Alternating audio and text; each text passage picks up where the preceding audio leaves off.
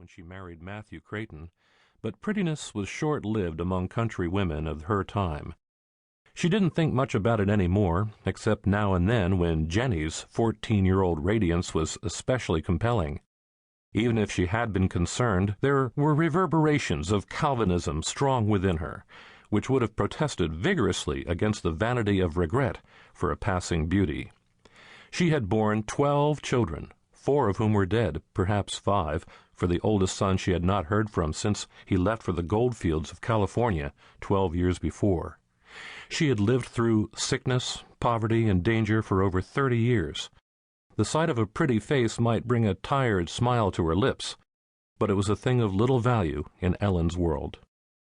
Jethro was her youngest child, born in the year of 52, a year in which 3 of her children died within 1 week of the dreaded disease they called child's paralysis, a disease which struck the country that year, people said, like the soldiers of Herod.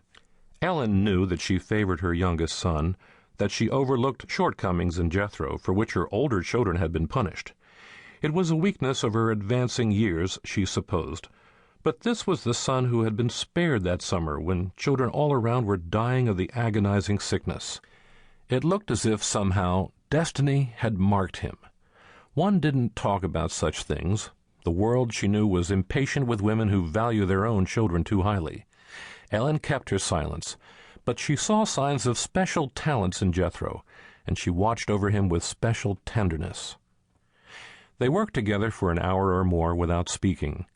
Ellen was grave and absorbed in the anxious thoughts of that spring.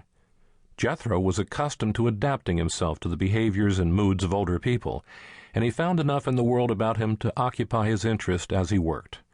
A south breeze brought the scent of lilacs and sweet fennel to his nostrils, and set all the frosty green leaves of a silver poplar tree to trembling.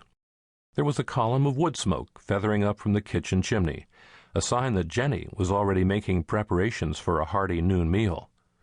From the neighboring field across the creek, he could hear the shouted commands to the plow horses as Matt Creighton and his 2 older sons got on with the spring plowing. It was a fine morning. Many people around him were troubled, he knew, but that was part of the adult world, which he accepted as a matter of course. Adults were usually troubled. There were chinch bugs and grasshoppers, months of drought, elections, slavery, secession, talk of war. The adult world of trouble, though, was not real enough to dim the goodness of an April morning. At about 7 o'clock, a team and wagon pulled out of the barn lot, stopping for a minute before turning into the road, while the driver spoke to a girl who came running out of the kitchen door. Jethro chuckled. "Shad's leaving for Newton now, I guess. Jenny has to say goodbye, like as if he was going to the North Pole." He watched the wagon from the corner of his eye as he worked, and when the team started coming down the road toward the potato patch, he put the heavy bag of cuttings aside and raced across the field to the roadside. His mother laid down her hoe and followed slowly, picking her way over the mounds of plowed earth that Jethro's feet seemed barely to touch. The young schoolmaster stopped the team and climbed down from the wagon to stand at the fence row, waiting for Jethro and Ellen to come up from midfield. He was a tall, powerfully built youth of 20, with a firm mouth and grave, dark eyes that gave him the appearance of an older man. He had come out from Pennsylvania 3 years earlier to study at McKendree College, where an uncle was professor of natural philosophy, a subject that later generations would call physics. Faced with insufficient funds to carry on his studies at the end of his first year, young Yale had turned to the country schools as a stepping stone toward further work in college, and a series of circumstances had led him to the school for which Matt Creighton served as a director.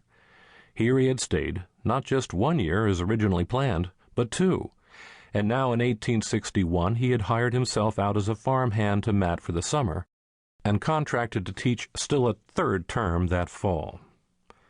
He had been stricken with typhoid fever during his first year of teaching, and Ellen Creighton had patiently nursed him back to health with the skill she had learned over the years.